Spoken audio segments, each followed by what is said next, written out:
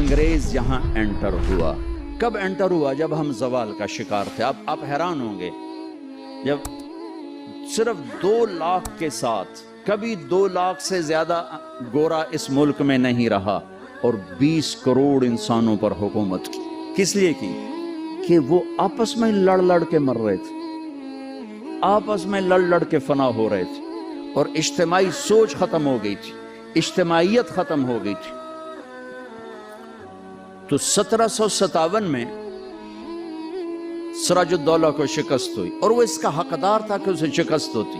سازش میں چھوٹا سا بہانہ ہے، سازش ہوئی، میر جعفر مل گیا، لیکن میر جعفر کا ملنا شکست کا سبب نہیں ہے، سبب نااہلی ہے.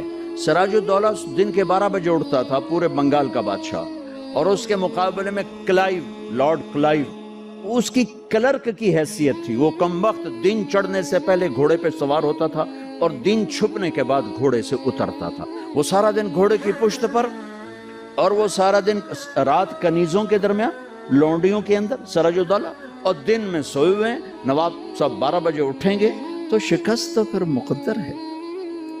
میدان ان کے ہاتھ میں ہوتا ہے جو میدان میں کھڑے ہوتے ہیں. راگ و رنگ، ناچ گانا، موسیقی، یہ زوال کی نشانیاں ہیں. جو قومیں تباہ ہوتی ہیں وہ سارنگی کی سر پہ تباہ ہوتی ہیں. جو قومیں سر اٹھاتی ہیں وہ تلوار کی جھنکار پہ سر اٹھاتی ہیں، وہ تیر کی سنسناہٹ پہ سر اٹھاتی ہیں. میری ساری نسل گانے بجانے میں ڈوب چکی ہے، اور میرے دانشور اس کو تہذیب اور ثقافت کا نام دینے کے لیے سارے زور لگا رہے ہیں. ارے مجھے چھوڑ دو، میری بات دیوار پہ مار دو. پاگلو، اپنے شاعر کو پڑھ لو جس کو تم سارے مانتے ہو. تجھ کو بتاتا ہوں کہ تقدیر امم کیا ہے، شمشیر و ثنا اول، طاؤس و رباب آخر. جب قومیں اٹھتی ہیں تو ان کے نغمے تلوار کی جھنکار ہوتی، گھوڑوں کی ہن ہناہٹ ہوتی ہے. ولادیات ذبحان، قربان جو میرا قرآن، میرا اللہ گھوڑوں کے ہن ہنانے کی قسم اٹھا رہا. ہائے ہائے ہائے ہائے. ولادیات ذبحان فالموریات قدحا فالمغیرات صبحا فاثرن به نقعا ووسطن به جمعا. تیمور نے دنیا فتح کی، کبھی محل میں زندگی نہیں گزاری، خیموں میں کم وقت سوتا رہا، ساری زندگی خیموں میں سویا. چنگیز خان دنیا کا سب سے بڑا فاتح ہے، ساری زندگی خیمے میں سویا، کبھی محل میں نہیں سویا. اس کی اولادوں نے سونے چاندی کے گھر کھڑے کر دیے، وہ موت تک خیمے میں سویا. کہ آؤ میں تمہیں بتاؤں، آؤ میں تمہیں بتاؤں کہ قوموں کی تقدیر کیا ہے. بلندی کب آتی ہے؟ زوال کب آتا ہے؟ جب شمشیر ہوتی ہے، تیر و تلوار کے نغمے ہوتے ہیں تو یہ اوپر اٹھتے ہیں، اور جب تان سین ہوتے ہیں اور طبلے کی تھاپ ہوتی ہے اور سارنگی کی سر ہوتی ہے اور گانے والی کیا آواز ہوتی ہے، تو پھر وہ قومیں سو جاتی ہیں، ڈوب جاتی ہیں، ہلاک ہو جاتی ہیں، تباہ ہو جاتی ہیں. تم شریعت کو بیچ سے نکال دو، تاریخ کو بیچ میں لاؤ کہ قوموں نے عروج کیسے پکڑا، زوال کیسے آیا. سارے حکمران ڈوبے ہوئے تھے سارنگیوں میں، کنیزوں میں، تو اللہ نے انگریز بھیجا، جاؤ ان سب کو جوتے مارو اور ان کو تخت سے کان سے پکڑ کے اتار دو. آخری میں ٹیپو سلطان تھے. لیکن جب کوئی قوم ڈوبتی ہے تو ایک فرد مشکل سے ہی کسی کنارے لگا سکتا، لہذا اپنی جان کی قربانی دے گئے. 1799 4 مئی 1799 دریائے توی وہاں بہتا ہے، اس میں اپریل کے اینڈ میں سیلاب شروع ہو جاتے ہیں اور فوجیں رک جاتی ہیں. لیکن میرے اللہ کو مسلمانوں کا اقتدار ختم کرنا تھا، تو اس سال موجیں نہیں آئی، سیلاب ہی نہیں آیا، دریا خشک پڑا تھا. اور انگریز کی مدد کرنے والے کون؟ نظام الدین، حیدرآباد کے مسلمان حکمران. مرہٹے تو چلو ہندو تھے. جب ضمیر سوتا ہے، جب حکومتیں کیوں چھینی؟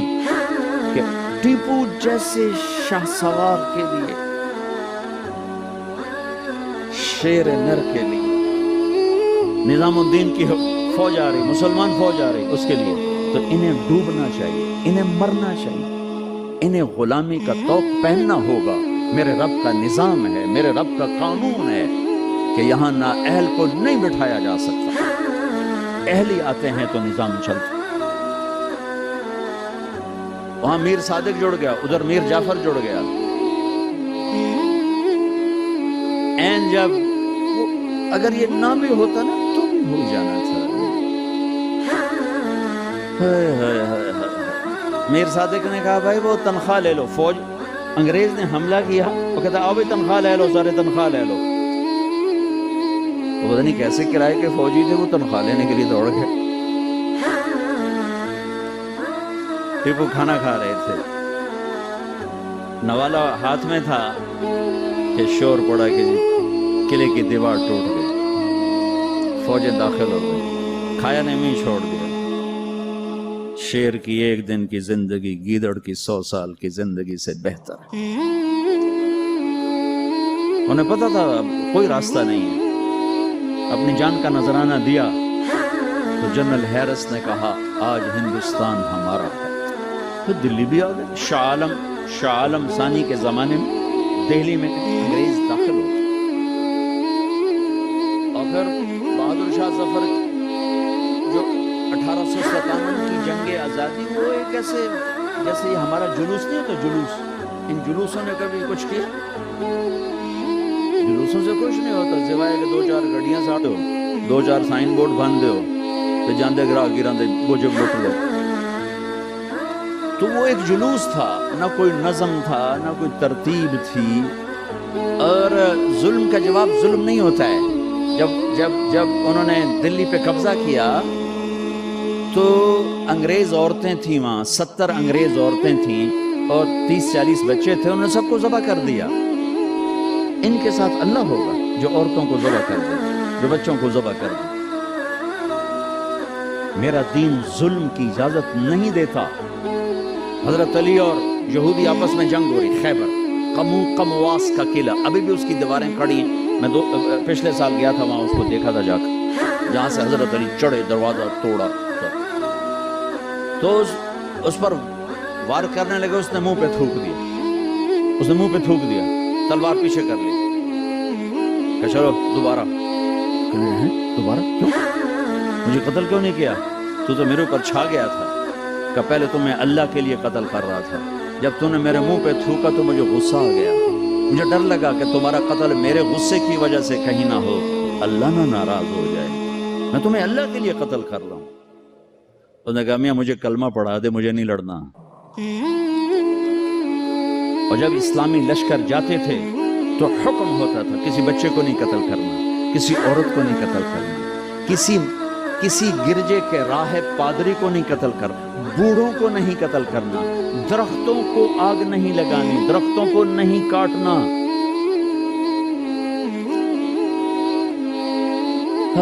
اس میں ناکام ہونا ہی تھا، لیکن اس میں مرزا الہی بخش، نجف خان، نواب شجاع الدولہ، یہ 3 آدمی اس میں ذریعہ بنے۔ لیکن وہ نہ بھی ذریعہ بنتے تو بھی وہ معاملہ 4 دن بعد پھر ہو جاتا، 4 دن پہلے 4 دن بعد ہوتا، لیکن ان کے ماتھے پر رسوائی کا داغ لگنا تھا، اور ان کی قبروں نے موت تک نحوست دیکھنی تھی، اور ان کی ہڈیوں نے نحوست دیکھنی تھی۔ تو مرزا الہی بخش، نواب شجاع الدولہ اور نجف خان، یہ انگریزوں سے مل کر انہوں نے راستہ بنایا، اور یوں 1857 پر آ کر مکمل زوال ہو گیا۔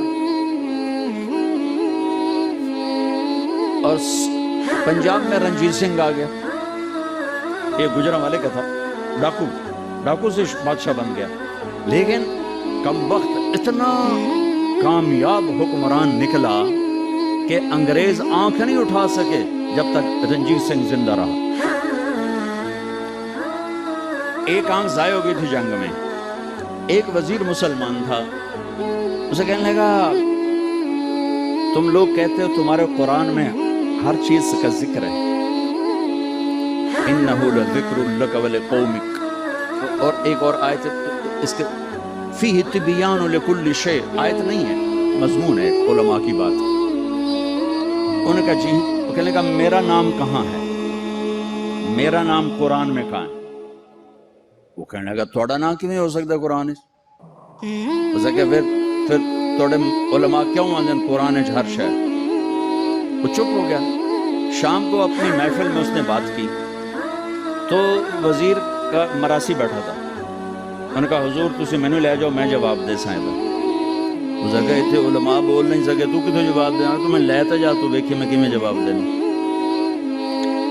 اگلے دن وہ آ گیا، کہنے کا حضور وہ کل بات بیچ میں رہ گئی تھی، یہ بات تو ساڈا مراسی تو جواب دے گا۔ عالم دی لوڑی کوئی نہیں، لگے اچھا اوئے میرا نام ہے قرآن کہ جی ایک واری دساں 10 واری دساں،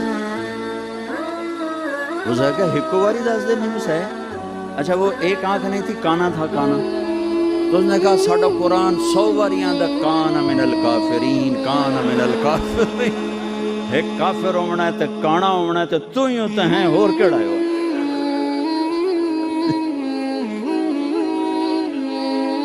1818 میں اس نے میرا ضلع ملتان فتح کیا، رنجیت سنگھ مظفر خان کی حکومت سے، وہ 5 بیٹوں سمیت شہید ہوئے۔ وہ خود بڑے عالی حکمران تھے لیکن نہ عوام میں جان تھی نہ فوج میں جان تھی، صلاحیتیں ختم ہو چکی تھی، شہید ہو گئے 5 بچوں سمیت شہید ہو گئے۔ پھر اس کمبخت نے وہاں میرے علاقے میں 3 بازار حسن قائم کیے، ایک ملتان میں بنایا طوائفوں کا اڈا، ایک کیروڑ پکا میں بنایا، اور ایک میرے تلمبے شہر میں آیا، اور وہاں اس نے کوئی 1 مہینہ قیام کیا، چونکہ بہت خوبصورت جگہ تھی، دریا راوی اس کو ہٹ کرتا ہوا گزرتا تھا، اور کھجوروں کے باغ تھے بڑے زبردست۔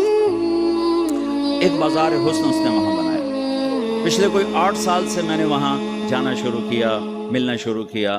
وہ بازار حسن اب ختم ہو چکا ہے، چند بچیاں رہ گئی ہیں جو مجھے پیغام دیتی ہیں ساڑی شادی کرا دیو اسی توبہ کر لیں، ختم ہو۔ کوئی فتوے نہیں دیے، ان کو محبت، ان کو بیٹیاں کہا، ان کے سر پہ ہاتھ رکھے۔ ابھی بھی 2 کو میں نے بھیجا ہوا ہے عمرے کے لیے اپنے اسی بازار حسن سے، انہوں نے مجھے وہاں سے فون کر کے رو رو کے ان کا برا حال، وہ مجھے دعائیں دے رہی ہیں کہ ایسا تو کدی رب دا نا ہی نہ سنیا، تو سانو رب دا گھر بھی کھا چھڑے۔ تب چندے کو وہ بیچاری روتی ہیں کہ ساڈے کو اور پیشہ کوئی نہیں تھا، عزت دیون واسطے تیار کوئی نہیں۔ میں تو جب سے طوائفوں سے ملا ہوں مجھے طوائف مظلوم نظر آئی ہیں، اور انہیں نچانے والے ظالم نظر آئے ہیں، ان کے جسموں سے کھیلنے والے درندے ہیں، انہیں گھنگرو پہنا کے نچانے والے بھیڑی اور درندہ نما انسان ہیں۔ وہ تو مظلومیت کی ایک عجیب داستان ہے۔ کون عورت ہے جو روزانہ کسی کے لیے تیار ہو؟ کس عورت کی فطرت ہے کہ وہ ہزاروں ہوسناک نظروں کے سامنے ناچے اور گھنگرو باندھے؟ وہ سٹیج پر ان کا گھنگرو چھنکتا ہے اور تنہائی میں ان کی آنکھیں چھلکتی ہیں۔ کہ میرے دیس کے مالداروں کا ظلم ہے کہ وہ انہیں نچانے کے لیے تو تیار ہیں، انہیں چادر پہنانے کے لیے تیار نہیں ہیں۔ میں زمینداروں کا بیٹا ہوں، میں نے سب اپنی آنکھوں سے دیکھا۔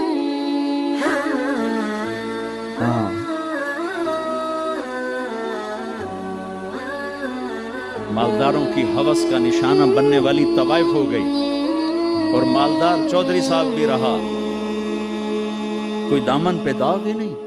میاں صاحب کا میاں صاحب رہا، شیخ صاحب کا شیخ صاحب رہا، افسر کا افسر رہا، اور اس کے ماتھے پہ طوائف کا داغ لگا جو موت بھی نہیں۔